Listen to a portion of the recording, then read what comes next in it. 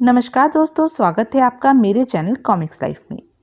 शुरू करते हैं सुरेंद्र मोहन पाठक जी द्वारा लिखा गया सुधीर सीरीज का एक और मज़ेदार उपन्यास सफ़ेद खून पार्ट 2। गोल्फ लिंक में अमरजीत ओबरॉय की बहुत बड़ी कोठी थी, जहां की कमला और मैं आगे पीछे अपनी अपनी कार चलाते हुए पहुंचे। तब मैंने एक बात नोट की। कमला ड्राइविंग के वक्त कॉटन की दस्ताने पहनती थी।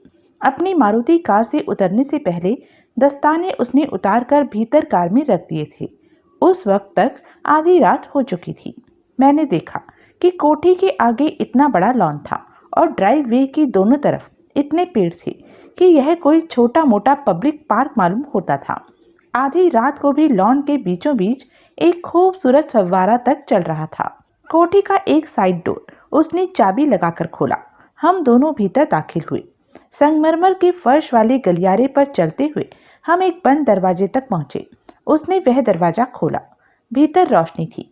मैंने देखा वह एक रेलवे प्लेटफॉर्म जैसा विशाल, बेहद कीमती फर्नीचर वगैरह से सजा ड्राइंग रूम था। फर्श पर इतना कीमती कालीन बिछा हुआ था जिस पर की कदम रखते हुए मुझे झिझक हो रही थी। एक और दीवार के साथ बार बना हुआ था जिस पर कम से कम 30 ब्रांड की ड्रिंक्स की बोतलें सुसज्जित थी। उसका पृष्ठभाग सारे का सारा शीशे के दरवाजों का था जिस पर कि उस वक्त पर्दे खिंचे हुए थे। मैंने आगे बढ़कर एक पर्दे को थोड़ा सरकाकर बाहर झांका तो मुझे बाहर एक शानदार स्विमिंग पूल दिखाई दिया। रईस होना बहुत फायदे की बात थी, इसलिए गरीब होना लानत की बात थी। इसलिए दौलत हासिल करने के लिए खतरा, जान तक का खतरा मोल लेना आपके खादिम की आदत बन गई थी। बैठो, वह बोली। शुक्रिया, मैं बोला, लेकिन मैंने बैठने का उपकरण न किया। ड्रिंक? मैंने बोतलों से अटे पड़े बार पर निगाह दौड़ाई और बोला, आई डोंट माइंड। क्या पियोगे? हेनेसी, मैं निसंकोच बोला।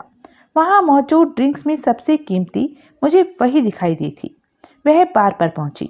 उसके पीछे पीछे चलता मैं भी बार पर पहुंचा। उसने 2 गिलासों में हेनेसी की ढेर सारी मात्रा डाली। वाटर? वह बोली। ना, मैं जल्दी से बोला। मिलावट का जमाना है, लेकिन इतनी कीमती चीज में मुझे मिलावट गवारा नहीं होगी। मैंने एक गिलास उठा लिया। मैंने उस उम्दा कोनियाक ब्रांडी की एक हल्की सी चुस्की दी और फिर बोला, इस किले में कितने आदमी रहते हैं? अब तो, वह बोली, मैं अकेली ही समझो। ओह, वैसे नौकर चाकर बहुत हैं। तब मुझे ओबरॉय के वर्दीधारी शोफर का ध्यान आया। साहब का शोफर? मैंने पूछा। यहीं रहता है या मर्सिडीज छोड़कर घर चला जाता है? यहीं रहता है। उसे बुलाओ। क्यों? उससे यह मालूम हो सकता है कि साहब छतरपुर कैसे पहुंचे थे। जरूरी नहीं उसे मालूम हो। मैंने कहा है मालूम हो सकता है, पूछने में क्या हर्ज है। अच्छा, भीतर स्टडी में इंटरकॉम है। मैं उस पर उसे यहाँ आने के लिए भी कहती हूँ और तुम्हारा चेक भी बनाकर लाती हूँ। Very good.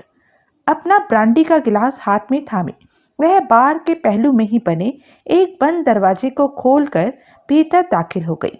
मैं ब्रांडी का गिलास संभाले एक सोफे पर जा बैठा और 20,000 की डाउन पेमेंट और कुल जमा 2 लाख रुपए का सपना देखने लगा। सपना मुझे बहुत सुखद लगा। सुधीर कोहली। मैंने खुद अपनी पीठ थपथपाई। The lucky bastard. कमला वापस लौटी। उसके हाथ में एक चेक था जो कि उसने मुझे सौंप दिया। शुक्रिया। मैंने चेक का एक बार मुआयना किया और फिर उसे दोहरा करके जेब में रख लिया। अब यह समझ लो कि हमारे सहयोग पर सरकार की मोहर लग गई। That's good. तभी दरवाजे पर दस्तक पड़ी। कमला ने आगे बढ़कर दरवाजा खोला। उसी शख्स ने भीतर कदम रखा जिसे मैंने दिन में शोफर की वर्दी पहने ओबरॉय की मर्सिडीज चलाते देखा था। उस वक्त वह कुर्ता पजामा पहने था और कंधों के गिर्द एक शॉल लपेटे था। इसका नाम कदम सिंह है, कमला बोली। यह साहब का शोफर है। मुझे पहचाना कदम सिंह? मैंने पूछा। नहीं, वह बोला। मुझे सुधीर कोहली कहते हैं, मैं डिटेक्टिव हूँ। प्राइवेट मैंने जानबूझकर नहीं कहा। वह खामोश रहा। मेरे डिटेक्टिव होने का उसने कोई रौब खाया हो ऐसा उसकी सूरत से न लगा। आज दिन में तुम ओबरॉय साहब की गाड़ी चला रहे थे? मैं बोला। जी हाँ। वह बोला, हमेशा ही चलाता हूँ। कहाँ कहाँ गए थे साहब? वह हिचकिचाया। उसने कमला की तरफ देखा। जवाब दो कदम सिंह, कमला बोली। पहले हम यहीं से मद्रास होटल गए थे, वह बोला। वहां से साहब को मैं लंच के लिए चैम्सफोर्ड क्लब लेकर गया था, फिर वापस आया था, फिर राजेंद्र प्लेस जाना हुआ था। अकेले? यानी कि तुम और साहब? नहीं, साथ 2 आदमी और थे। तुम उन्हें जानते हो? हाँ, वे दोनों साहब के भरोसे के आदमी हैं। एक का नाम उमराव सिंह है और दूसरे का लच्छीराम। चितकबरे का नाम उमराव सिंह है या लच्छीराम? लच्छीराम। वह हैरानी से मुंह देखता हुआ बोला। फिर राजेंद्र प्लेस से कहाँ गए तुम? नारायणा। वहां से साहब ने मुझे वापस भेज दिया था। क्यों? वजह पूछना तो मेरा काम नहीं। नारायणा में तुम उन्हें कहाँ लेकर गए थे? पायल सिनेमा के पास कहीं गया था मैं। यह तो बहुत गोलमोल जवाब हुआ। पायल सिनेमा के पास कहाँ गए थे तुम? मैं जगह से वाकिफ नहीं। कोई नंबर वंबर तो बताया होगा साहब ने। बताया था, लेकिन अब वह मुझे भूल गया है।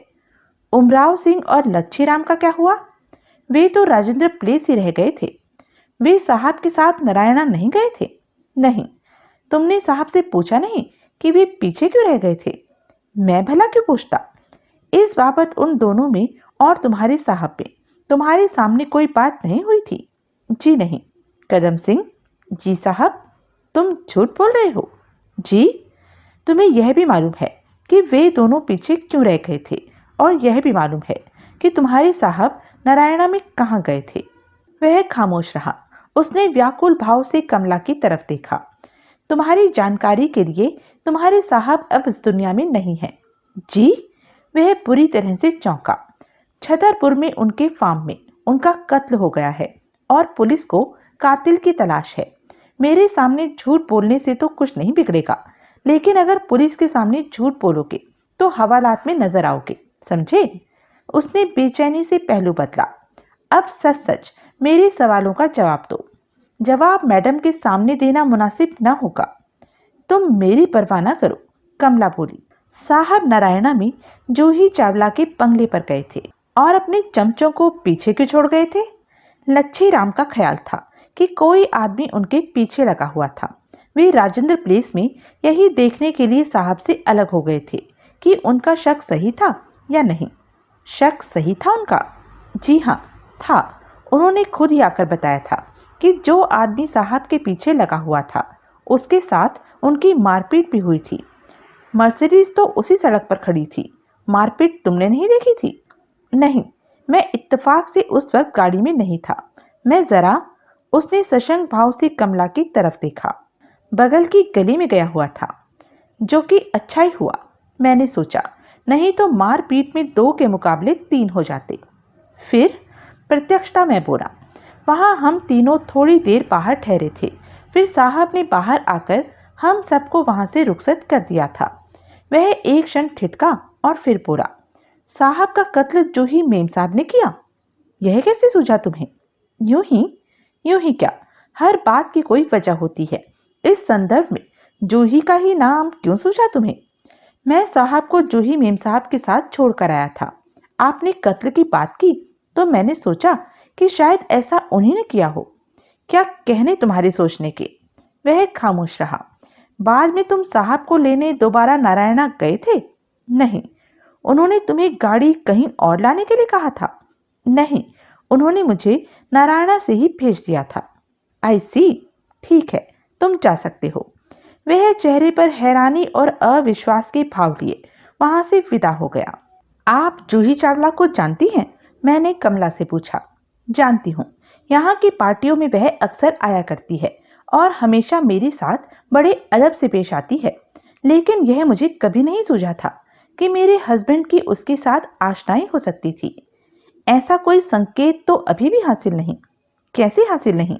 अपना ऑफिस छोड़कर उसके घर पर ओबरॉय साहब और किस लिए जाते? जरूर उस कुतिया की वजह से ही वे मुझसे तलाक चाहते थे। मुझे इस बात का अंदेशा तो था कि मेरे मर्द की किसी गैर औरत से आशनाई थी, लेकिन वह औरत जूही चावला थी, यह मुझे कभी नहीं सूझा था। हरामजादी मुझे आंटी कहा करती थी, जबकि वो मुश्किल से 2 या 3 साल छोटी होगी मुझसे। तलाक तो आप भी चाहती थी अपने पति से। कोई भी गैरतमंद औरत अपने बेवफा पति से तलाक चाह सकती है, लेकिन मेरे तलाक चाहने में और मेरे पति के तलाक चाहने में फर्क है। क्या फर्क है? मेरा पति फोकट में मुझसे पीछा छुड़ाना चाहता था, जबकि आप जायदाद में हिस्से की और हर्जे खर्जे की ख्वाहिशमंद थी। हाँ, आप चाहती थी कि इससे पहले आपका पति किसी बहाने आपको दूध में से मक्खी की तरह निकाल बाहर करे, आप उसकी किसी गैर औरत से आशनाई साबित कर सकें और उस बिना पर हर्जे खर्जे के साथ उससे तलाक हासिल कर सकें। इसलिए आपको एक प्राइवेट डिटेक्टिव की सेवाओं की ज़रूरत थी। हाँ, मेरा नाम कैसे सूझा आपको? किसी ने सुझाया था। किसने? बलराज सोनी ने। आई सी, मैं गंभीरता से बोला। ड्रिंक और हो जाए? मेरा खाली गिलास देखकर वह बोली। हो जाए, मैं बोला। क्या हर्ज है? मेरा और अपना गिलास लेकर वह बार पर गई। हेनेसी के नए जाम तैयार करके वह वापस लौटी। हम दोनों एक सोफे पर अगल बगल बैठ गए। बड़े अफसोस की बात थी कि हम दोनों के बीच एक निहायत इज्जतदार फासला था। आपके और आपके पति की उम्र में बहुत फर्क है, मैं बोला। ऐसा क्यों? क्योंकि, वह बोली, उसकी माँ ने उसे मेरी माँ के मुझे पैदा करने से बहुत पहले पैदा किया था। आप बात को मजाक में ले रही हैं। मैंने यह सवाल गंभीरता से किया था। मैं ओबरॉय साहब की दूसरी बीवी हूँ। पहली को क्या हुआ? पर लोग सिधार गए। कोई औलाद? कोई नहीं।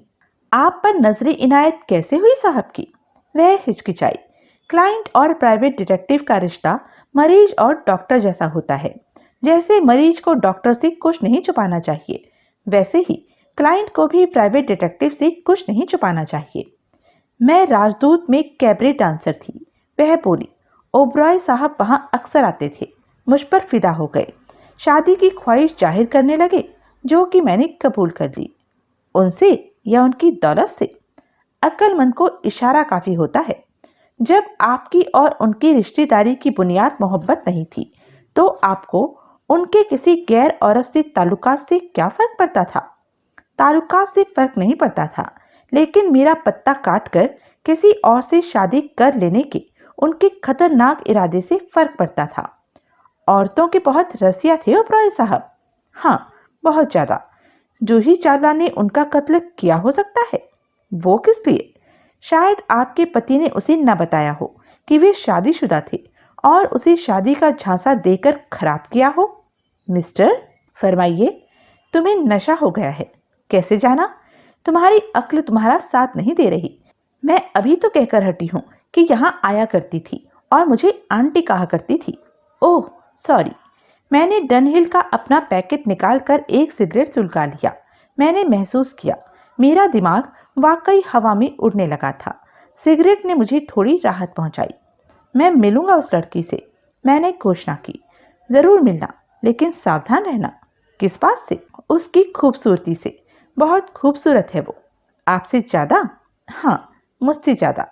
पहली बार किसी खूबसूरत औरत को किसी दूसरी खूबसूरत औरत को अपने से ज्यादा खूबसूरत तस्लीम करते देख रहा हूँ।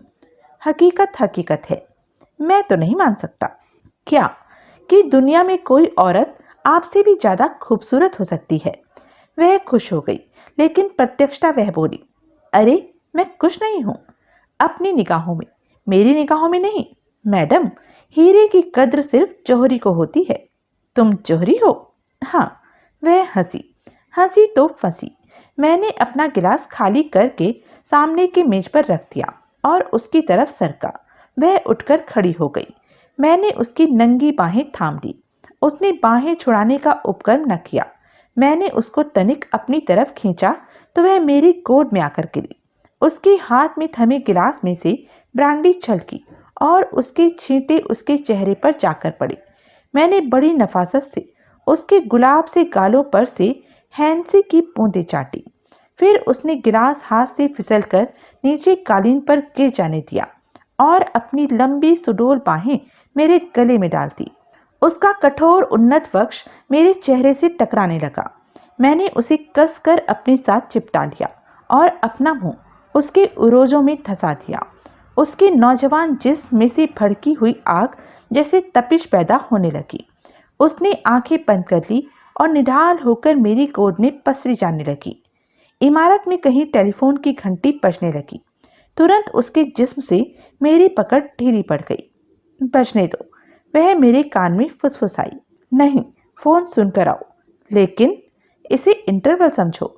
इतनी रात गए कोई खामखा फोन नहीं कर रहा होगा। फोन कॉल का कोई रिश्ता तुम्हारे पति की मौत से हो सकता है। अच्छा। बड़े अनिच्छापूर्ण ढंग से वह मेरी गोद में से उठी। अपने कपड़े और बाल व्यवस्थित करती हुई वह गलियारे दरवाजे के रास्ते से वहां से बाहर निकल गई। मैं सोचने लगा, टेलीफोन तो स्टडी में भी हो सकता था। इतनी बड़ी कोठी में तो कई टेलीफोन मुमकिन थे। मुझे लगा कि घंटी स्टडी में भी बजी थी। मैं उठ खड़ा हुआ। स्टडी का दरवाजा खोलकर मैं भीतर दाखिल हुआ। भीतर बत्ती नहीं जल रही थी, लेकिन बाहर की जो थोड़ी बहुत रोशनी वहां प्रतिबिंब हो रही थी, उसमें मुझे परे एक मेज पर पड़ा टेलीफोन दिखाई दिया। मैंने आगे बढ़कर उसका रिसीवर उठाकर अपने कान से लगा लिया। मेरे कानों में एक जनाना आवाज पड़ी, लेकिन मुझे गारंटी थी कि वह आवाज कमला की नहीं थी। तभी मेरी खोपड़ी पर जैसे कोई बम छूटा। फोन मेरे हाथ से छूट गया और मेरे घुटने मुड़ गए। मेरी आंखों के आगे लाल पीले सितारे नाचने लगे। अंधेरे में मैंने अपने हाथ सामने को झपटाए तो वे किसी के जिस्म से टकराए। तभी एक और प्रहार मेरी कनपट्टी पर हुआ। मेरे हाथ में तब किसी की बाह आ गई थी, जिसे मैंने पूरी शक्ति से पकड़कर अपनी तरफ घसीटा। कोई मेरे ऊपर आकर गिरा। मैंने फुर्ती से करवट बदली और उसके ऊपर सवार हो गया। अंधेरे में मैंने अपने दोनों हाथों के घूंसे ताबड़तोड़ अपने नीचे दबे व्यक्ति पर बरसाने आरंभ कर दिए। मुझे नहीं पता था कि मैं उस पर कहां प्रहार कर रहा था, लेकिन अब बदले में कम से कम मुझ पर कोई प्रहार नहीं हो रहा था। फिर पता नहीं कैसे वह मुझे अपने ऊपर से परे धकेलने में कामयाब हो गया। नीम अंधेरे में एक डंडा मुझे अपने चेहरे की तरफ लहराता आता दिखाई दिया। मैंने तुरंत करवट बदली। डंडा जोर से फर्श से टकराया। वह आदमी उठकर दरवाजे की तरफ भागा। मैंने फर्श पर पड़े पड़े ही चंप लगाई। मेरी दोनों बाहें उसकी कमर से लिपट गई। हम दोनों धड़ाम से नीचे गिरे। मैं उससे पहले उछलकर अपने पैरों पर खड़ा हो गया। मैंने अपने जूते की एक भरपूर ठोकर उसकी पसलियों में जमाई। वह गेंद की तरह परे उछला और फिर जहां जाकर गिरा वहां से दोबारा न हिला। मैं हाँफता हुआ उसके सिर पर जा खड़ा हुआ और उसके शरीर में कोई हरकत होने की प्रतीक्षा करने लगा। तभी लगभग भागती हुई कमला स्टडी रूम में दाखिल हुई। सुधीर, वह आतंकित भाव से बोली। क्या हुआ? मुझे नहीं मालूम कि यहाँ की बिजली का स्विच कहाँ है, मैं बोला। बत्ती जलाओ, फिर देखते हैं क्या हुआ। उसने बत्ती जलाई तो मैंने देखा कि मेरे सामने नीचे फर्श पर जो आदमी पड़ा था, मेरे अधिकतर घूंसे लगता था उसके चेहरे पर ही पड़े थे। उसकी नाक में से खून बह रहा था। ऊपर का होंठ कट गया था। सामने के 2 दांत टूट गए थे और चेहरा यूं लगता था जैसे स्टीम रोलर से टकराया था। उस वक्त उसकी चेतना लुप्त थी। खुद मेरी कनपट्टी और खोपड़ी पर 2 घूमड़ सिर उठाने लगे थे और मेरी खोपड़ी में यूं साएं साएं हो रही थी, जैसे भीतर कोई बम विस्फोट होने वाला था। मेरा दिल धाड़ धाड़ मेरी पसलियों से टकरा रहा था। कौन है यह? कमला बदहवास भाव से बोली। तुम नहीं जानती? मैंने पूछा। इसकी सूरत आज से पहले मैंने कभी नहीं देखी। इसे होश में लाते हैं, फिर यह खुद ही बताएगा कि यह कौन है। तुम थोड़ा पानी लेकर आओ। वह वहां से चली गई। मैंने उस आदमी के बगलों में हाथ डालकर उसे उठाया और उसे एक कुर्सी पर डाल दिया। वह 41 साल का काफी लंबा चौड़ा आदमी था। वह एक सूट पहने था, जिसको टटोलकर मैंने उसके कोट की भीतरी जेब से एक रिवॉल्वर बरामद की। जिस डंडे से 2 बार मेरी खोपड़ी पर प्रहार किया गया था, वह परे लुढ़क गया था और गनीमत थी कि वह लकड़ी का था। लोहे का होता तो उसके पहले ही वार से मेरी खोपड़ी तरबूज बन चुकी होती। कमला पानी का एक जग लेकर वापस लौटी। मैंने जग खुद थाम लिया और उसके मुंह पर पानी के छींटे मारने लगा। उसे होश आया। अपने सामने का नजारा देखते ही उसका हाथ अपने कोट की भीतरी जेब की तरफ झपटा। इसे ढूंढ रहे हो? मैंने उसकी रिवॉल्वर उसकी तरफ तानी। साले, वह खून थूकता हुआ कहर भरे स्वर में बोला। खून पी जाऊंगा, जान से मार डालूंगा। अच्छा, कैसे करोगे इतने सारे काम? उसने फिर गाली बकी तो अपने बाएं हाथ में अभी भी थमे जग का सारा पानी मैंने उस पर पलट दिया। कौन हो तुम? मैं बोला। उसने जवाब न दिया। वह बड़े निडर भाव से अपलक मुझे देखता रहा। मैंने आगे बढ़कर रिवॉल्वर को नाल से उसके पहले से लहूलुहान नाक पर दस्तक दी। वह पीड़ा से पूरी तरह बिलबिलाया। हरामजादे, मैं कहर भरे स्वर में बोला, मैंने तेरे से एक सवाल पूछा है। वह परे देखने लगा। प्रहार के लिए मैंने फिर हाथ उठाया तो कमला बड़े व्याकुल भाव से बोल पड़ी, इतनी मारपीट मत करो, इसकी तलाशी लो। इसकी जेब में से ऐसा कुछ तो निकलेगा जिससे मालूम हो सकेगा कि यह कौन है। तुम्हें इस पर तरस आ रहा है? हाँ, यह जानते हुए कि यह एक चोर है और इसने अभी मुझ पर कातिलाना हमला किया था। ऐसा हमला यह तुम पर भी कर सकता था। वह खामोश रही। मेरे ख्याल से यह तब भी यहाँ था जब तुम मेरे लिए चेक बनाने और इंटरकॉम इस्तेमाल करने यहाँ आई थी।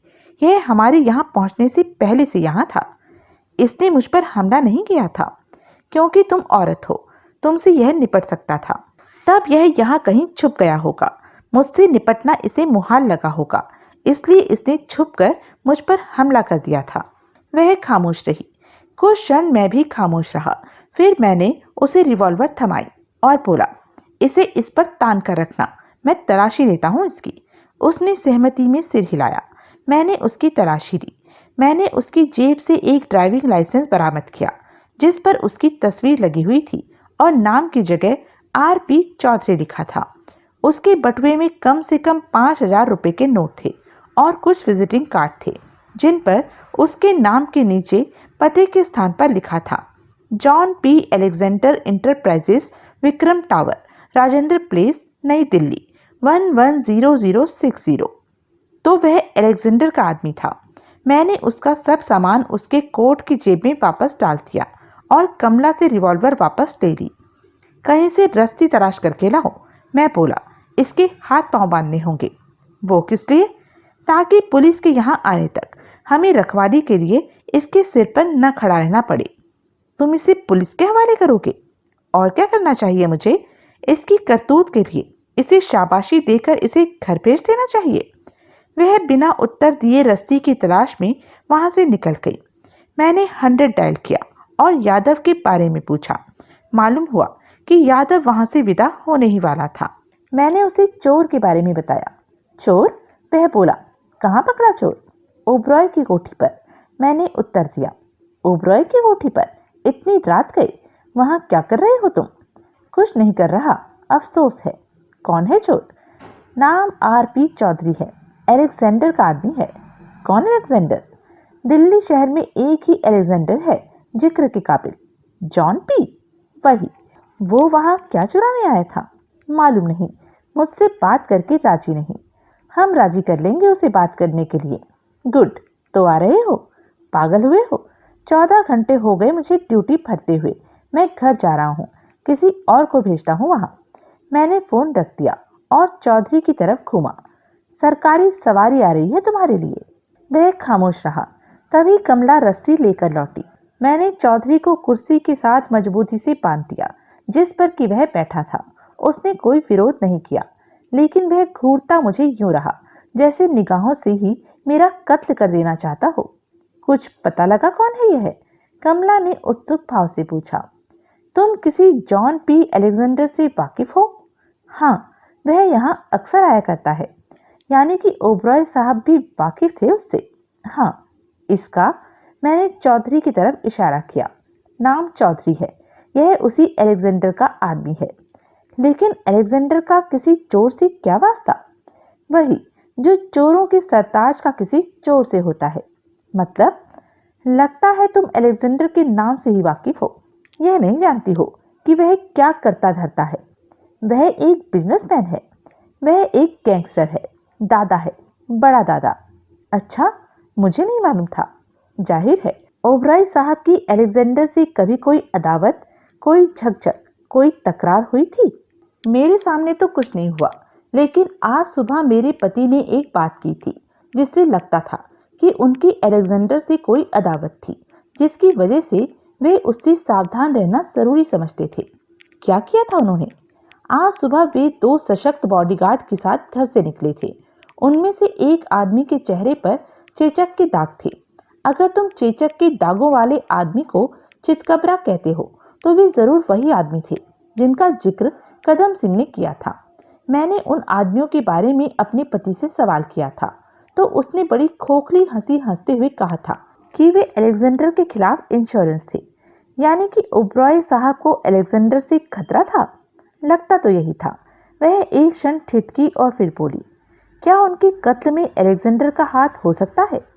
कत्ल अगर तुमने नहीं किया तो क्यों नहीं हो सकता?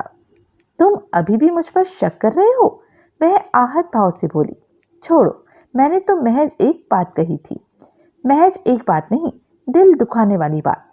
क्या यह हैरानी की बात नहीं? मैंने उसके दुखते दिल की परवाह नहीं की कि तुम्हारा पति सारा दिन तो सशस्त्र बॉडीगार्ड के साथ घूमता रहा और जब छतरपुर जैसी उजाड़ तन्हा और शहर से दूर जगह पर जाने की बारी आई तो बॉडीगार्ड को उसने रुखसत कर दिया। है तो सही हैरानी की बात। यह इस बात की तरफ इशारा है कि फार्म पर ओबरॉय अकेला नहीं गया था। उसके साथ उसका कोई विश्वास पात्र व्यक्ति था। कौन? जैसे तुम। उसने फिर आहत भाव से मेरी तरफ देखा। या कोई और? उसे तसल्ली देने के तौर पर मैंने जल्दी से कहा। वह खामोश रही। तुम्हारी जानकारी के लिए तुम्हारा पति राजेंद्र प्लेस अलेक्जेंडर से ही मिलने गया था। अच्छा, अब सवाल यह पैदा होता है कि यहाँ तुम्हारे पति की स्टडी में इस आदमी को किस चीज की तलाश थी? जो भी चीज वह थी, यह तो जाहिर है कि वह इसे अभी हासिल नहीं हुई है। हुई होती तो वह इसके पास से बरामद होती।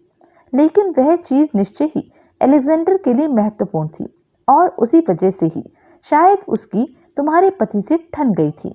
ऐसी चीज क्या हो सकती है? उसने अनभिज्ञता से कंधे उचकाए। मैंने स्टडी में चारों तरफ निगाह दौड़ाई। अपनी कोई महत्वपूर्ण चीज अगर ओबरॉय साहब कहीं रखते तो कहाँ रखते? मेज की दराज में। तब मुझे ध्यान आया कि अंधेरे में जब मैं टेलीफोन सुन रहा था तो चौधरी मेज के पास ही कहीं था। दरवाजे तक वह मेरे करीब से गुजरे बिना नहीं पहुंच सकता था, इसलिए उसने मुझ पर आक्रमण किया था। मैं मेज की तरफ बढ़ा तो मेरी तवज्जो दीवार में जड़ी एक वॉल सेफ की तरफ गई। इस सेफ में? मैंने पूछा। क्या रखते थे ओबरॉय साहब? कुछ भी नहीं, वह बोली। इसमें सिर्फ मेरे जेवरात हैं। आई सी। मैंने मेज का मुआयना किया तो उसका ताला टूटा पाया। चौधरी कोई मामूली चोर नहीं, मैं बोला। यह बात इससे भी साबित होती है कि इसने इस सेफ की तरफ तवज्जो नहीं दी जिसमें से इसे जरूर लाखों का माल हासिल हो सकता था। इसका मेज का ताला तोड़ना साबित करता है कि जिस चीज की इसे तलाश थी उसके मेज में होने की इसे ज्यादा उम्मीद थी। मैं चौधरी की तरफ घूमा। तुम तो बताओगे नहीं कि तुम्हें किस चीज की तलाश थी? उसने मजबूती से दांत खींच लिए। मैं मेज के पीछे बैठ गया। मैंने उसका पहला दराज खोला और बारीकी से उसमें मौजूद सामान टटोलना आरंभ किया। फोन किसका था? एकाएक मैंने बीच में से सिर उठाकर पूछा। तब शायद उसे पहली बार सूझा कि उसने मुझे बाहर ड्राइंग रूम में नहीं, भीतर स्टडी में पाया था। ओह, वह तनिक तिरस्कारपूर्ण स्वर में बोली। तो स्टडी में तुम्हारे कदम इसलिए पड़े थे? किस लिए पड़े थे? यहाँ लगे पैरेलल टेलीफोन पर होता वार्तालाप सुनने के लिए। मैं खामोश रहा। जब तुम फोन सुन ही रहे थे तो मुझसे क्या पूछते हो फोन के बारे में? बहरहाल मेरी उस हरकत का अंजाम तो अच्छा ही निकला। मैं स्टडी में ना आता तो मुझे इस शख्स की खबर न लगती। फिर शायद यह वह चीज चुराने में कामयाब भी हो जाता जिसे चुराने के लिए वह यहाँ आया था। और फिर मैं फोन पर कोई अहम बात सुनने में कामयाब भी नहीं हो सका था। मैंने तो अभी रिसीवर थामा ही था कि इस आदमी ने मुझ पर हमला कर दिया था। किसका फोन था? कोई औरत थी। अपना नाम नहीं बताया था उसने। क्या कह रही थी? ओबरॉय साहब को पूछ रही थी। मैंने कहा था वे कोठी पर नहीं हैं, तो पूछने लगी कब लौटेंगे। मैंने पूछा वह कौन थी, तो कहने लगी कि वह ओबरॉय साहब की सेक्रेटरी थी, जो कि सफेद झूठ था। मैंने उसे ऐसा जताया तो उसने संबंध विच्छेद कर दिया। तुम्हारा कोई अंदाजा कि हकीकत वह कौन थी? अंदाजा है, किसी बुनियाद पर अंदाजा है। मुझे वह आवाज़ पहचानी हुई लगी थी। जूही चावला की? हाँ। इतनी रात गए क्यों फ़ोन किया होगा उसने ओबरॉय साहब के लिए? क्या पता क्यों किया था। मुमकिन है वह विष भरे स्वर में बोली। उसे नींद ना आ रही हो और वह उन्हें आकर साथ सोने के लिए बुला रही हो या फोन पर लोरी सुनना चाहती हो। पहले दराज में मुझे कोई दिलचस्पी के काबिल चीज न मिली तो मैंने दूसरा बीच का दराज खोला और उसका पोस्टमार्टम आरंभ किया। ओबरॉय साहब, एकाएक मैंने पूछा, अपनी रिवॉल्वर कहाँ रखा करते थे? इसी मेज के किसी दराज में। कौन से दराज में? यह मुझे नहीं मालूम। यहाँ से रिवॉल्वर निकालते वक्त तो मालूम हो गया होगा। फिर आ गए एक आने वाली जगह पर। मिस्टर, इस मेज को हमेशा ताला लगा होता था और इसकी चाबी मेरे पति के पास, सिर्फ मेरे पति के पास होती थी। मैं खामोश रहा। मैंने सबसे नीचे का दराज खोला। उसमें से वह चीज बरामद हुई जिसकी निश्चित ही चौधरी को तलाश थी। वह एक लाल जिल्द वाली डायरी के आकार की लेजर थी जिस पर जॉन पी अलेक्जेंडर इंटरप्राइजेस छपा हुआ था। उसका मुआयना करने पर मुझे लगा कि वह लेजर ही गैंगस्टर सम्राट की कंपनी की थी। उस पर लिखा हिसाब खाता बहुत प्राइवेट था। तारीखों के साथ उसमें केवल आमदनी की प्रविष्टियां थी।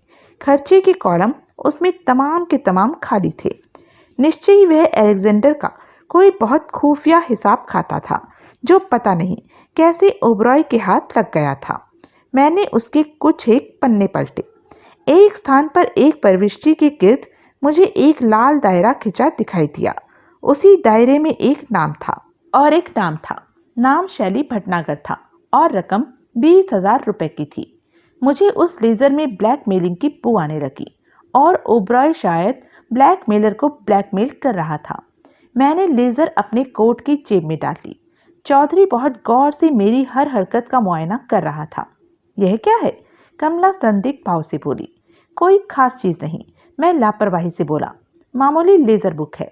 मैं घर जाकर बारीकी से इसका मुआयना करूंगा। लेकिन तुम्हें मुझ पर भरोसा नहीं? इतनी मामूली चीज का भरोसा नहीं? वह खामोश हो गई। तुम अपने के किसी भटनागर नाम के वाकिफकार को जानती हो? एक शैली भटनागर को मैं जानती हूँ। कौन है वो? पब्लिसिस्ट है। नगर की बहुत बड़ी एडवर्टाइजिंग एजेंसी का मालिक है। मूवी एंड फिल्म उसकी स्पेशलिटी है। तुम कैसे जानती हो उसे? अपने पति की वजह से ही। वह यहाँ अक्सर होने वाली पार्टियों में जो लोग अक्सर आते थे उनमें एक शैली भटनागर भी था। ओबरॉय साहब की अच्छी यारी थी उससे? हाँ, अच्छी यारी थी। दोनों घुड़दौड़ के शौकीन थे। एक घोड़ी में उसके स्वर में विष घुल गया। खास तौर से उन दोनों की दिलचस्पी थी। कोई खास घोड़ी है वो? हाँ, बहुत खास। कौन? जूही चावला। ओह, तभी कॉल बेल बजी। पुलिस आई होगी, मैं बोला। जाकर दरवाजा खोलो। वह चली गई। मैंने अपने ताबूत की एक नई कील सुलगाई और सोचने लगा। अब मुझे गारंटी थी कि चौधरी वह लेजर बुक चुराने के लिए ही वहां भेजा गया था। इसका मतलब था कि अलेक्जेंडर को मालूम था कि ओबरॉय मर चुका था। इतनी जल्दी इस बात की खबर उसे कैसे हो सकती थी? तभी हो सकती थी जबकि उसने कत्ल खुद किया हो या करवाया हो। लेकिन कत्ल का ढंग अलेक्जेंडर जैसे गैंगस्टर की फितरत से मेल नहीं खाता था। अगर ओबरॉय की लाश गोलियों से छिदी किसी गली में पड़ी पाई गई होती या उसका शत विशत शरीर यमुना में से निकला गया होता या वह हिट एंड रन का शिकार हुआ होता तो उसकी मौत में अलेक्जेंडर का हाथ होना समझ में आ सकता था। हत्या यूं करना कि वह मोटे तौर पर आत्महत्या लगे अलेक्जेंडर की फितरत से मेल नहीं खाता था। यानी कि किसी और तरीके से, किसी संयोग से उसी मौत की खबर लग गई थी और उसने यह सोचकर चौधरी को उसकी कोठी पर भेजा था कि कहीं उसकी लेजर बुक पुलिस के हाथ न लग जाए। अब यह कहना मुहाल था कि उसको वह खबर इत्तेफाक से लग गई थी या उसमें उसके अंडरवर्ल्ड बॉस होने का कोई चमत्कार था। एक एएसआई और 2 पुलिसियों के साथ कमला स्टडी में दाखिल हुई। एएसआई ने वहां कदम रखते ही चौधरी को पहचान लिया। ओहो, वह पूरा, यह तो अपना पुराना यार चौधरी फंसा बैठा है। चौधरी तब भी खामोश रहा। क्या हुआ था? एएसआई ने मुझसे पूछा। मैंने बताया। इसका थोबड़ा क्या रेल के इंजन से टकराया था? मैं सिर्फ हंसा। उन्होंने चौधरी के बंधन खोले और उसे हथकड़ियां पहना दी। मैंने चौधरी की रिवॉल्वर उन्हें सौंप दी।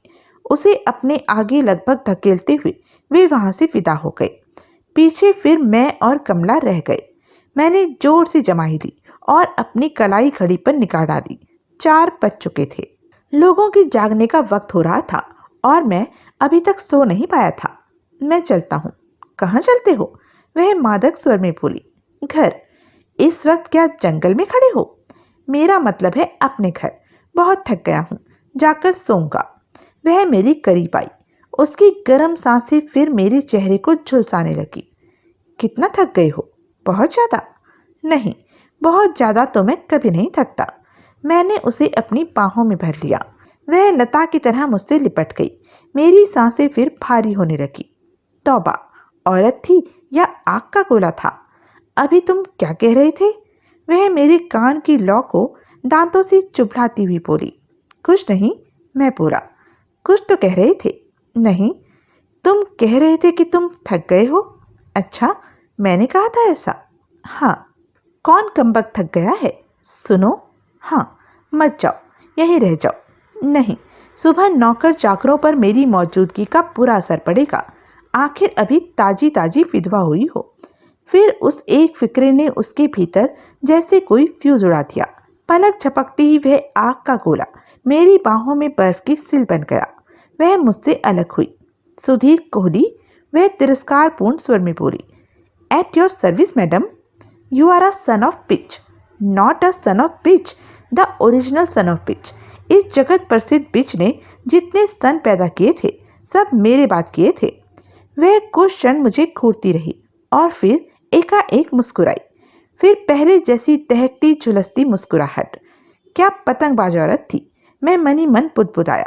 पहले खींचा, फिर बांधा, फिर ताना, फिर तान कर छोड़ दिया कि बेटा और कुछ नहीं तो डोर बंधे बंधे लटके जरूर रहो।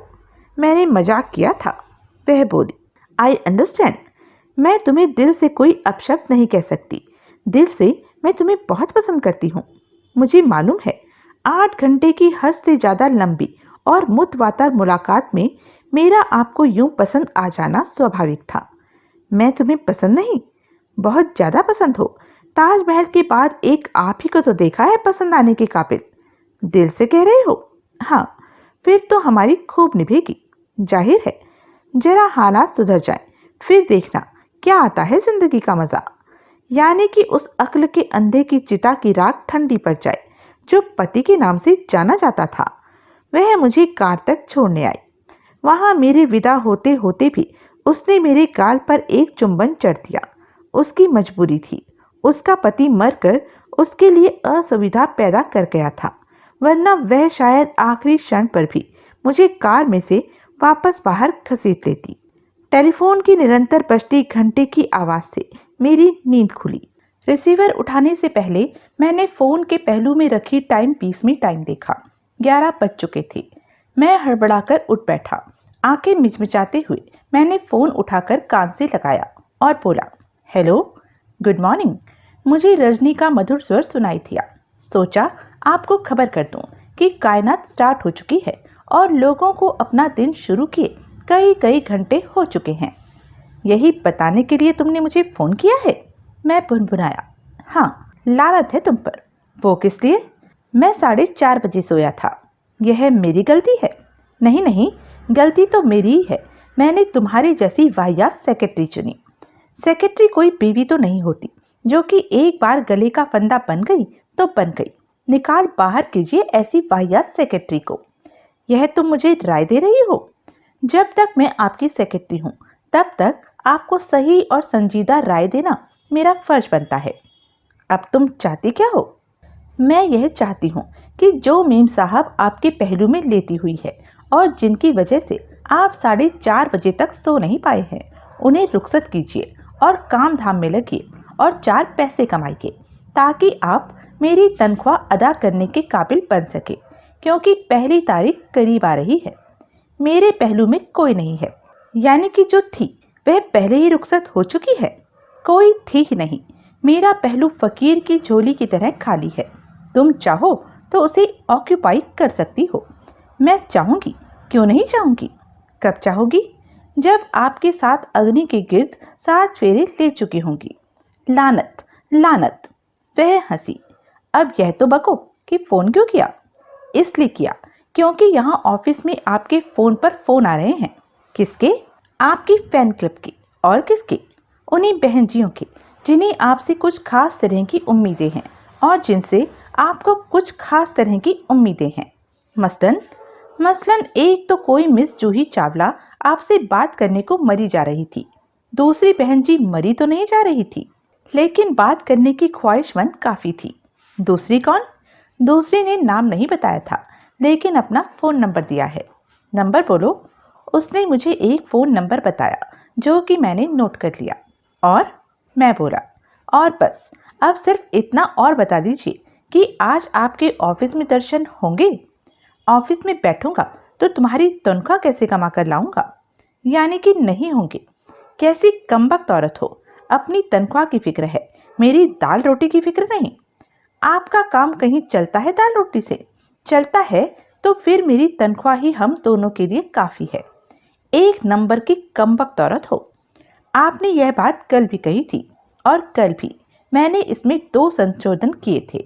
मैं एक नंबर की नहीं हूँ और मैं औरत नहीं हूँ। तुम जरूर आदमी हो, तभी तो। उसने लाइन काट दी। मैंने डायरेक्टरी में जूही चावला का नंबर तलाश किया और उस पर फोन किया। वह लाइन पर आई तो मैंने उसे अपना परिचय दिया। मैंने तुम्हारे ऑफिस में फोन किया था, वह बोली। मुझे मालूम हुआ है, तभी तो मैं फोन कर रहा हूँ। फरमाइए, क्या खिदमत है मेरे लिए? मैं तुमसे मिलना चाहती हूँ। किस सिलसिले में? मिस्टर अमरजीत ओबरॉय की मौत के सिलसिले में। मुझे मालूम हुआ है कि ओबरॉय साहब की मौत के वक्त तुम उनकी पत्नी के साथ घटना स्थल पर थे। कैसे मालूम हुआ है? अखबार में छपा है। ओह, उसका ओबरॉय की मौत से क्या रिश्ता है? यह मैं मुलाकात होने पर बताऊंगी। फिलहाल इतना जान लो कि मुझे तुम्हारी मदद दरकार है। मेरी कारोबारी मदद? इस बात से तुम्हारा इशारा अगर अपनी फीस की तरफ है तो तुम चिंता मत करो। तुम्हारी जो भी फीस होगी मैं अदा कर दूंगी। Very good. तुम आ रहे हो? मैं शाम को आऊँगा। शाम को? फौरन नहीं आ सकते? जी नहीं, फौरन तो आना मुमकिन ना होगा। शाम 5 बजे मैं आपके दौलत खाने पर हाजिर हो जाऊंगा। अभी आप आते तो अच्छा होता, वह चिंतित भाव से बोली। सॉरी। ठीक है, 5 बजे ही सही, लेकिन पहुंच जाना 5 बजे। मैं जरूर पहुंचूंगा। वह मुझे अपने घर का पता समझाने लगी, जिसकी तरफ कान देने की मैंने कोशिश नहीं की। उसने संबंध विच्छेद किया तो मैंने दूसरा नंबर डायल किया। दूसरी ओर से तुरंत उत्तर मिला। John P Alexander enterprises. कोई महिला मधुर स्वर में बोली। मैं हैरान हुए बिना न रह सका। नंबर वहां का निकलेगा, इसकी मुझे उम्मीद नहीं थी। मेरा नाम सुधीर कोहली है, मैं बोला। मुझे इस नंबर पर रिंग करने का संदेशा मिला था। Yes mister Kohli, please hold on. Mister Alexander would like to speak to you. Okay. थोड़ी देर बाद अलेक्जेंडर का दबंग तकरार पर उतारू स्वर मुझे सुनाई दिया। कोहली, वह बोला, तेरे से मिलने का है। तो मैं क्या करूं? मैं रुखाई से बोला। आकर मिल, और क्या करूं? कल तुम्हारे चौधरी नाम के एक चमचे से तो मिला था मैं। अभी खबर लगी या नहीं? लगी। तेरे को फौरन इधर पहुंचने का है। ठीक है, मैं शाम को आऊंगा। कितने बजे? 6:30 बजे। मंजूर, अपन इधर ही होएगा। लाइन कट गई। तब मैं बिस्तर से निकला।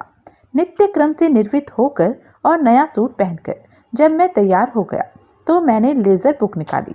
अगर उस डायरी के बदले में मुझे 10,000 रुपये हासिल हो सकते थे तो मुझे उसकी ज़्यादा हिफाजत करनी चाहिए थी। मैंने उसी टॉयलेट में पानी की टंकी के ढक्कन के भीतरी भाग के साथ टेप लगाकर फिक्स कर दिया।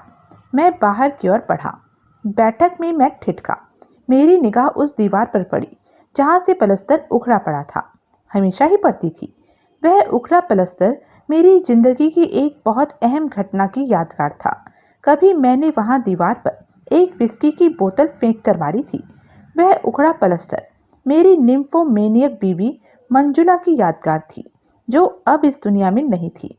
मैंने एक गहरी सांस ली और आगे बढ़ गया। फिर घर से निकलकर जो सबसे पहला काम मैंने किया वह यह था कि मैंने कमला ओबरॉय का 20,000 रुपये का चेक भुनवाया। नोट मेरे कोट की भीतरी जेब में पहुंच गए तो तब जाकर मुझे विश्वास हुआ कि चेक कैश हो गया था। मैं पुलिस हेडक्वार्टर पहुंचा। वहां मैंने यादव को तलाश किया। कैसे आए? यादव तनिक रुखाई से पेश आया। यही जानने आया था कि वह चौधरी नाम का जो चोर गिरफ्तार हुआ था, उससे तुमने क्या जाना? कुछ नहीं। कुछ नहीं? मतलब? मतलब यह कि कुछ जानने की नौबत आने से पहले ही जॉन पी एलेक्जेंडर उसे जमानत पर छुड़ा ले गया। ओह! मैं एक क्षण ठिठका और फिर बोला, चौधरी कुछ तो बका होगा। कुछ नहीं बका। वह कहता है कि वह तो अपने साहब का एक संदेशा लेकर ओबरॉय की कोठी पर गया था, जहां कि तुमने उसे पकड़कर खामखा पीटना शुरू कर दिया था। वह कोठी के भीतर स्टडी में कैसे पहुंचा? उसे पहुंचाया गया था। एक नौकर उसे वहां बिठा कर गया था। कोई नौकर ऐसा कहता है? नहीं कहता। इसलिए नहीं कहता क्योंकि मालकिन ने और उसके चमचे ने, यानी कि तुमने, ऐसा कहने के लिए मना किया है। उसके पास रिवॉल्वर थी? उसके पास कोई रिवॉल्वर नहीं थी। जो रिवॉल्वर तुम उसके पास से बरामद हुई बताते हो, वह नहीं जानता कि वह कहां से आई।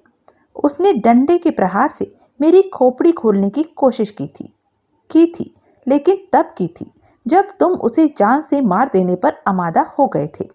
कमाल है, तुम्हें उसकी इस कहानी पर विश्वास है? नहीं। फिर भी तुमने उसे छोड़ दिया? मजबूरी थी, लेकिन मैंने उसकी निगरानी के लिए एक आदमी तैनात किया हुआ है। चौधरी दोबारा बमै सबूत हमारे हत्थे चढ़ सकता है। वह मेरे लिए कोई सांत्वना न थी। मैं झंडे वालान पहुंचा। वहां हथप्राण के वकील बलराज सोनी का वह दफ्तर था जिसका पता मैंने डायरेक्टरी में देखा था। बलराज सोनी वहां मौजूद था। मेरे आगमन से वह खुश हुआ हो ऐसा मुझे न लगा।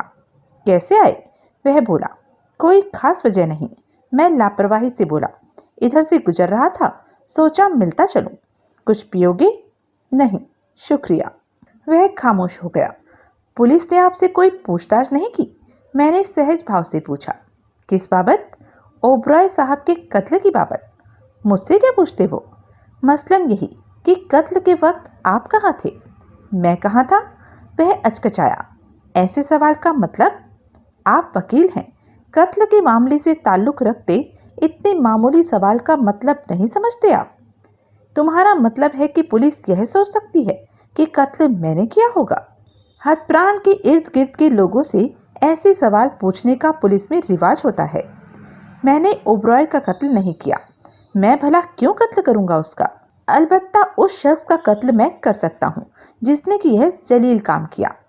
वैसे कहाँ थे आप कत्ल के वक्त के इर्द गिर्द? शाम को तो, वह सोचता हुआ बोला, मैं यहीं था।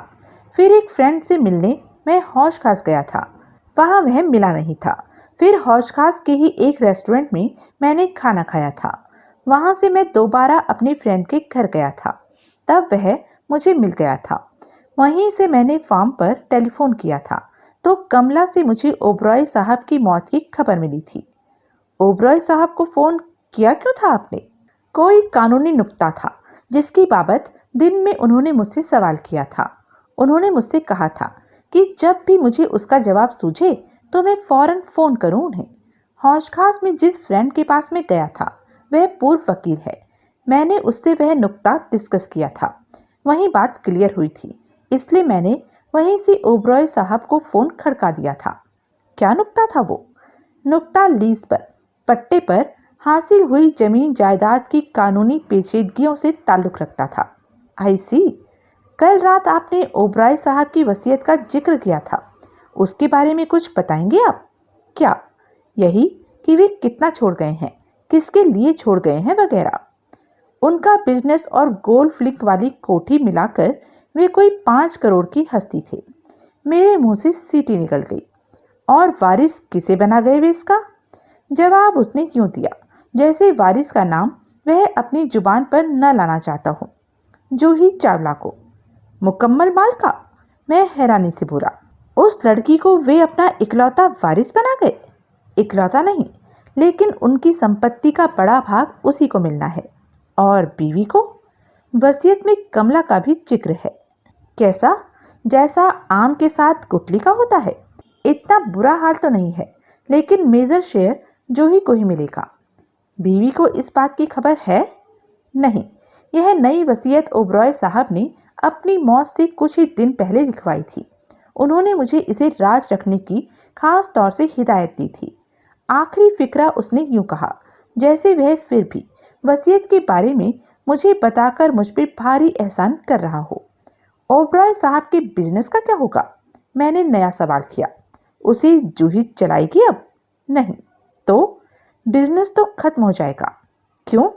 क्योंकि मद्रास होटल में जिस जगह पर ओबरॉय मोटर्स का बिजनेस है, वह जगह लीज की है, जो कि उन्होंने कई साल पहले 50 साल की लीज पर किराए के नाम पर कौड़ियों के मोल हासिल की थी। लीज की एक शर्त यह भी थी कि उनकी मौत की सूरत में वह लीज भंग मानी जाएगी और जगह के मालिक को उसका खाली कब्जा हासिल करने का अधिकार होगा। मालिक कौन है जगह का? कस्तूर चंद नाम का एक आदमी। करता क्या है वो? प्रॉपर्टी डीलर है। कहाँ? गोल मार्केट में। मद्रास होटल वाली वह जगह तो बहुत कीमती है। आज कीमती है, पहले नहीं थी। इसीलिए वह जगह खाली कराने के लिए कस्तूर चंद कोई कोशिश उठा नहीं रख रहा था। लेकिन लीज की लिखा पढ़ी इतनी मजबूत है कि उसकी एक नहीं चलती थी। वह एक क्षण ठिठका और बोला, सिर्फ ओबरॉय साहब की मौत ही उस लीज को भंग कर सकती थी। ऐसे माहौल में तो दोनों में अनबन भी बहुत रही होगी। अनबन क्या, दुश्मनी थी। ओबरॉय साहब तो खुंदक में कभी कभार उसकी प्रॉपर्टी के धंधे में भी घोटाला कर देते थे। वो कैसे? कस्तूर चंद जब कोई बड़ा सौदा पटा रहा होता था तो वे ग्राहक का पता लगा लेते थे और उसे ऐसा भड़का देते थे कि वह सौदे से पीछे हट जाता था। यह तो बड़ी गलत बात है। उसने लापरवाही से कंधे उछाले। ओबरॉय साहब के बिजनेस को फरोख्त करने का इंतजाम भी आप ही करेंगे? हाँ, यह जिम्मेदारी भी मुझ पर ही है। तुम्हारी जानकारी के लिए उनके बिजनेस का एक खरीदार खुद कस्तूर चंद भी है। अच्छा? हाँ, आज सुबह ही उसने मुझे फोन किया था इस बारे में। यानी कि आज की तारीख में अपने मौजूदा ठिकाने पर ओबरॉय मोटर्स का बिजनेस तभी चल सकता है जबकि खरीदार कस्तूर चंद हो। हाँ, वरना ओबरॉय मोटर्स का तमाम तामझाम टीन टप्पर वहां से हटाया जाना पड़ेगा। वसीयत के बारे में आपकी जूही से बात हुई? हुई। और मिसेस ओबरॉय से? वो मैं अभी करूंगा। आप मुझे वसीयत दिखा सकते हैं? वह हिचकिचाया, फिर उसकी मुंडी अपने आप ही इनकार में हिलने लगी। वकील साहब, अब यह क्या कोई राज रह गया है? जो बात आप मुझे जुबानी बता चुके हैं, उसके दस्तावेज मुझे दिखाने में आपको क्या ऐतराज है? वसीयत देखकर तुम्हें क्या हासिल होगा? मेरे मन की मुराद पूरी होगी। क्या? बचपन से ही दो मुराद थी मेरे मन की, एक ताजमहल देखने की और दूसरी किसी रईस आदमी की वसीयत देखने की। और ताजमहल मैं पिछले हफ्ते देख आया हूँ। तुम्हारी बातें मेरी समझ से परे हैं। वसीयत दिखा रहे हैं आप? नहीं, वह दृढ़ स्वर में बोला, मैं वसीयत नहीं दिखा सकता। लेकिन नो, वह बस सतूर इनकार में सिर हिलाता रहा। वसीयत की एक बेनिफिशियरी मेरी क्लाइंट है। That is not matter. तुम्हें वसीयत दिखाने के लिए कमला का तुम्हारा क्लाइंट होना काफी वजह नहीं। अच्छा, इस बात की तस्दीक कीजिए कि वसीयत में जो कुछ है वो सब आपने मुझे बता दिया है। सब अहम बातें मैंने तुम्हें बता दी हैं। कोई कम अहम बात हो? वह फिर हिचकिचाया। यानी कि है? वसीयत में एक क्लॉज, वह पूर्वता हिचकिचाता हुआ बोला, यह भी है कि यदि कमला ओबरॉय की जिंदगी में जूही चावला की मौत हो जाती है तो ओबरॉय साहब की संपूर्ण संपत्ति की स्वामिनी कमला ओबरॉय होगी। अजीब क्लॉज है यह। कुछ मामलों में थे ओबरॉय साहब अजीब आदमी। आप शैली भटनागर को जानते हैं? कौन शैली भटनागर? वह पब्लिसिस्ट, मेट्रो एडवर्टाइजिंग वाला? वही। जानता हूँ। ओबरॉय साहब से कैसे ताल्लुकात थे उसके? वैसे ही जो यार दोस्तों के आपस में होते हैं। कोई खास रिश्तेदारी नहीं? कोई बिजनेस रिलेशंस नहीं? मेरी जानकारी में तो नहीं। सहयोग का शुक्रिया सोनी साहब। एकाएक मैंने अपना हाथ उसकी ओर बढ़ा दिया। उसने हड़बड़ाकर मेरा हाथ थामा और छोड़ दिया। कस्तूर चंद का ऑफिस छोटा सा था, लेकिन बड़ी खूबसूरती और नफासत से सजा हुआ था। बाहर बैठी सजावटी कन्या को मैंने यही बताया कि मैं एक डिटेक्टिव था और कस्तूर चंद से मिलना चाहता था। तुरंत मुझे कस्तूर चंद के पास भेज दिया गया। वह एक कोई 50 साल का चुसका हुआ सा आदमी निकला। वह बड़े प्रेम भाव से मेरे से मिला। उसने मेरे लिए कैंपा कोला मंगाया और सिगरेट पेश किया। सिगरेट क्योंकि मेरे ही ब्रांड वाला था, इसलिए मैंने ले लिया। मैंने उसके साथ सिगरेट सुलगाया और कैंपा कोला की चुस्की ली। बोलो जी, वह बोला, क्या सेवा है हमारे वास्ते। वह मुझे पुलिसिया समझ रहा था और उसका भ्रम दूर करने का मेरा कोई इरादा नहीं था। अमरजीत ओबरॉय के कत्ल की खबर तो लग गई होगी आपको। मैं बोला, लगी है जी। किसने किया होगा उनका कत्ल, यह मारे को क्या मालूम जी। कल रात आप कहाँ थे? मारे पे शक कर रहे हो जी? यूं ही सवाल कर रहा हूँ। सवाल करना मेरा काम है, मेरा पेशा है। वो तो है जी। वह एक क्षण ठिठका और फिर बोला, कल शाम मैं रीगल पे इवनिंग शो देख रहा था जी। अकेले? हाँ। यह बात आप साबित कर सकते हैं? कैसे कर सकूं जी? मारे को मालूम होता कि ओबरॉय टै बोलने वाला था तो जाता कोई गवाह संग लेकर। मुझे आपकी लीज के बारे में मालूम हुआ है। किससे मालूम हुआ है? ओबरॉय के वकील से। उसकी मौत से आपको तो फायदा हो गया। अब झूठ क्या बोलूं, घना फायदा हो गया जी। सच पूछो तो जिंदगी मां पहली बार किसी मानस को मरता देख के खुशी हुई है। आपने मरता देखा था उसे? न जी, मैं तो एक बात कहूं सो, देखकर से मारा मतलब है मरा जानकर, खबर सुनकर। बहुत अनबन थी आपकी उससे? घनी चोखी। लीज की वजह से? हाँ जी, लीज भी एक वजह थी। लीज क्या ओबरॉय ने आपसे जबरदस्ती कराई थी? ना जी, जबरदस्ती तो ना कराई थी। फिर जो बिजनेस आपने अपनी रजामंदी से उसके साथ किया, उससे शिकायत कैसी? बिजनेस में ऊंच नीच होती ही है। अगर आपने अपनी जमीन उसे सस्ते में दी और लंबी लीज पर दी तो इसमें ओबरॉय की क्या गलती थी? इसमें ओबरॉय की कोई गलती ना थी जी। गलती वाली बल्कि धोखाधड़ी वाली बात कोई और है जी। और क्या बात है? ओबरॉय आज घना रोकड़ वाला बनकर मरा है। 15 साल पहले जब मैंने उसे लीज पर जमीन दी थी तो वह मामूली व्यापारी था। तब उसके मोटरों के धंधे में हमारी भी पार्टनरशिप तय हुई थी।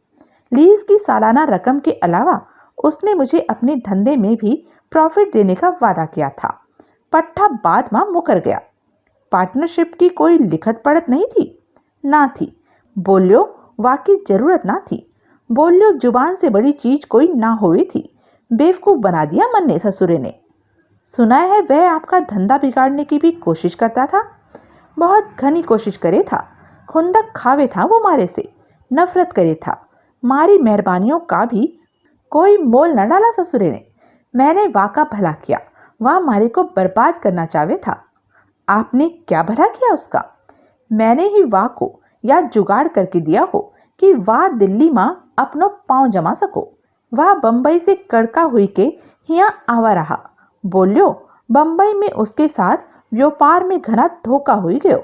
वाह का मैनेजर वाह की इतनी रकम खाए गयो कि वाह को दिवालिया घोषित होना पड़ सक्यो।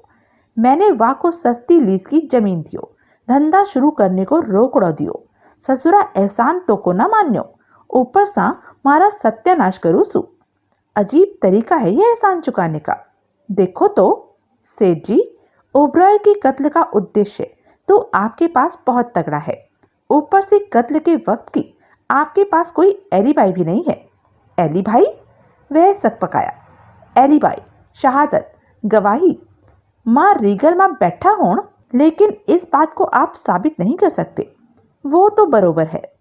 आपने कत्ल किया है ओबरॉय का? ना जी, मारे साथ तो मक्खी ना मारी जावे।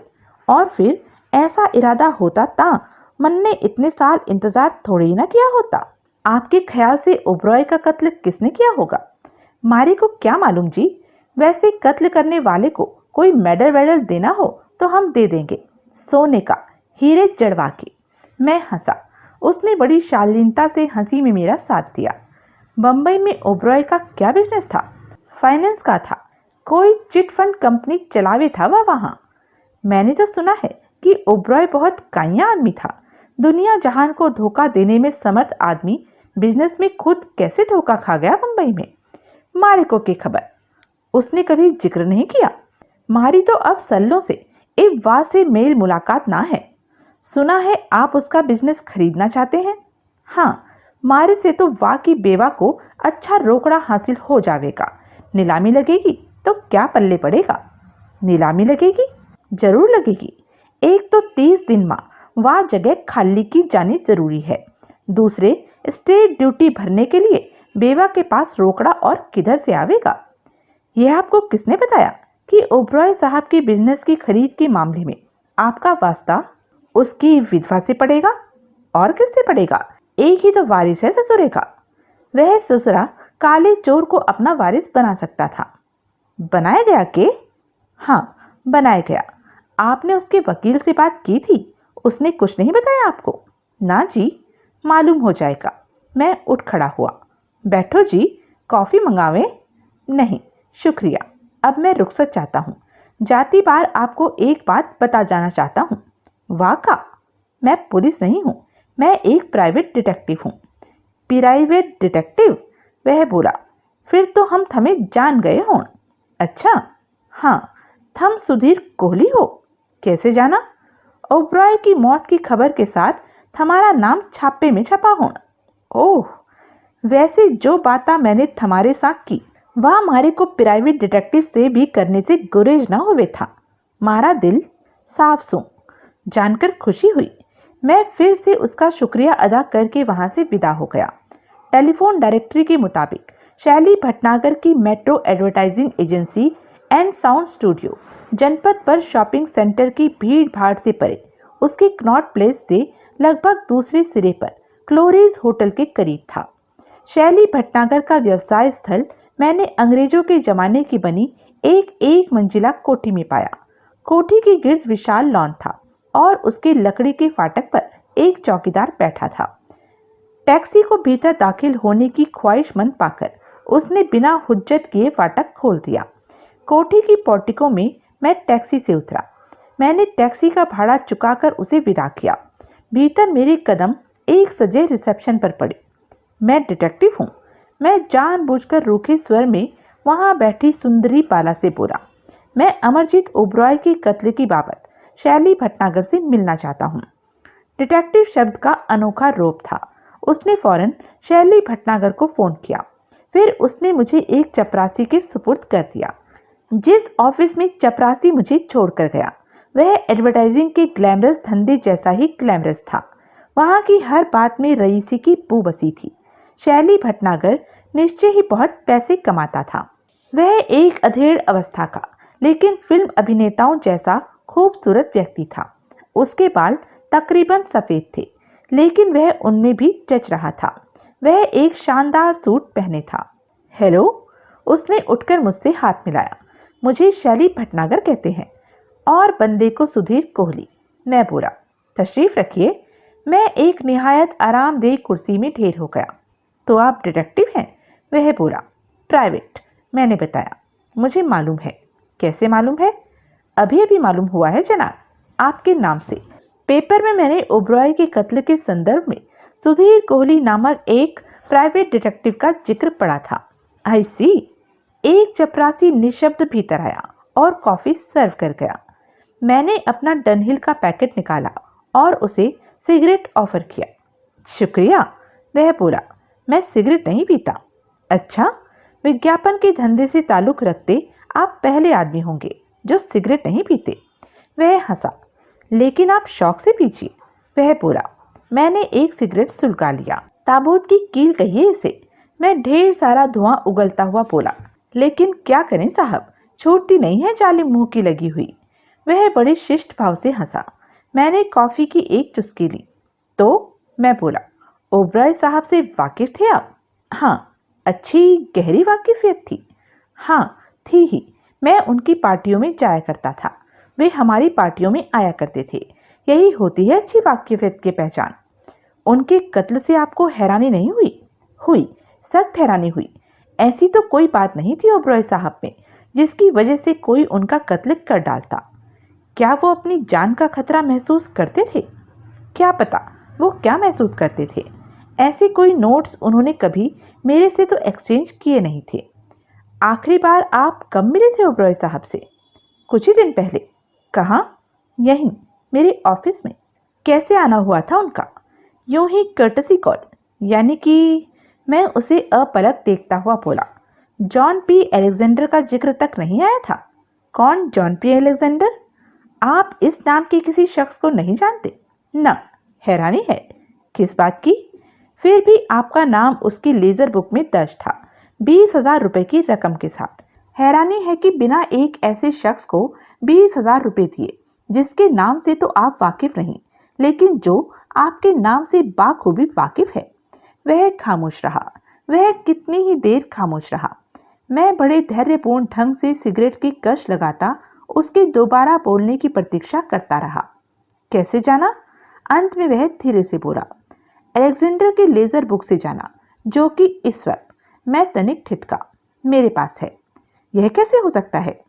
हो ही गया है किसी न किसी तरह। फिर भी पता तो लगे कि अलेक्जेंडर की लेजर बुक तुम्हारे पास कैसे पहुंच गई। बताता हूं, पहले आप कबूल कीजिए कि आप अलेक्जेंडर को जानते हैं। किया कबूल।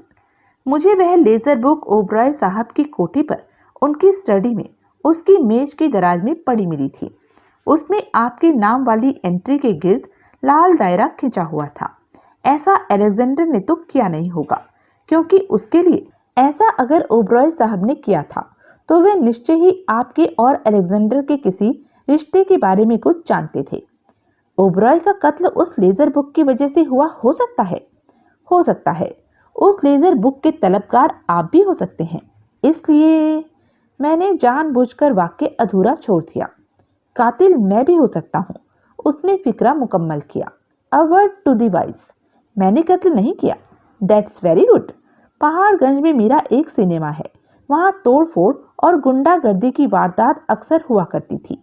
फिल्म देखने आने वालों के मन में दहशत बैठती जा रही थी कि वह सिनेमा उनके लिए सेफ नहीं था। जब से मैंने अलेक्जेंडर को 20,000 रुपए दिए हैं, तब से उस सिनेमा पर कभी कोई गड़बड़ नहीं हुई है। ब्लैकमेल? अलेक्जेंडर ने इसे प्रोटेक्शन मनी कहा था। यह पेमेंट फाइनल तो नहीं होगी? वह तो इसे फाइनल ही बताता था, लेकिन अगर यह फाइनल नहीं थी तो अलेक्जेंडर की दुक्की पिट जाने से आपको फायदा पहुंच सकता था। मतलब, अगर ओबरॉय के कत्ल में अलेक्जेंडर फंस जाए और जेल की हवा खा जाए तो आपके लिए तो यह भारी राहत की बात होगी। तुम जासूस हो, ऐसा कुछ करके दिखाओ तो मैं तुम्हें मुंह मांगी फीस दूंगा। इस बारे में अभी सोचेंगे। फिलहाल आप यह बताइए कि कत्ल के वक्त आप कहाँ थे? यही था। आपका दफ्तर रात तक खुलता है? नहीं, 5 बजे बंद हो जाता है। फिर आप यहाँ क्या कर रहे थे? कुछ काम कर रहा था जो बहुत जरूरी था। और कौन था यहाँ? कोई भी नहीं। 6 बजे तक सब लोग चले गए थे। चपरासी भी? हाँ, सिर्फ गेट का चौकीदार यहाँ रह गया था। वह रात को भी यहीं होता है। आप कब तक यहाँ ठहरे थे? 9 बजे तक। 3 घंटे आप यहाँ अकेले बैठे काम करते रहे? हाँ। उस दौरान चौकीदार भी यहाँ नहीं आया? नहीं, मेरे बुलाए बिना उसके यहाँ आने का कोई मतलब नहीं था और मैंने उसे यहाँ बुलाया नहीं था।